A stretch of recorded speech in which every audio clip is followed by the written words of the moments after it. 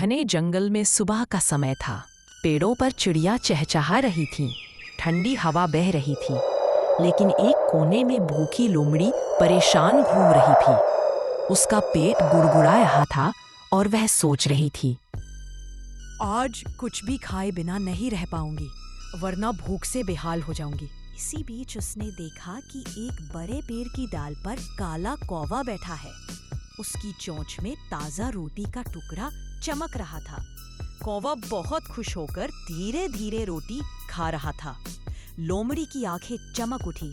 उसने मन ही मन कहा, वाह, यही तो चाहिए था। अगर ये टुकड़ा मेरे हाथ लग जाए तो मेरा पेट भर जाएगा। लोमड़ी जानती थी कि ताकत से वह रोटी नहीं ले सकती, क्योंकि कौवा ऊंचाई पर बैठा है। उसने सोचा, सीधे लेने से काम नहीं बनेगा, मुझे अपनी बुद्धि का इस्तेमाल करना होगा।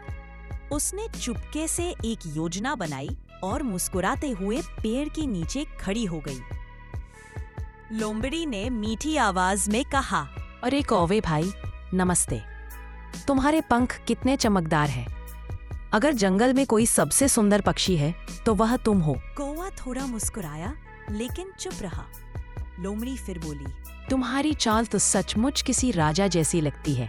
मैं सोच रही हूँ कि अगर तुम्हारी आवाज भी उतनी ही सुंदर है तो तुम तो सच में इस जंगल के राजा हो सकते हो।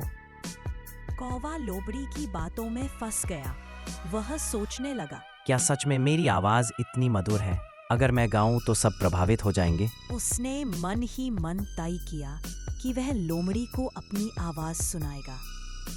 जैसे ही कौवे ने गाना गाने के लिए चोंच खोली, रोटी का टुकड़ा नीचे गिर पड़ा। लोमड़ी पहले से ही तैयार थी।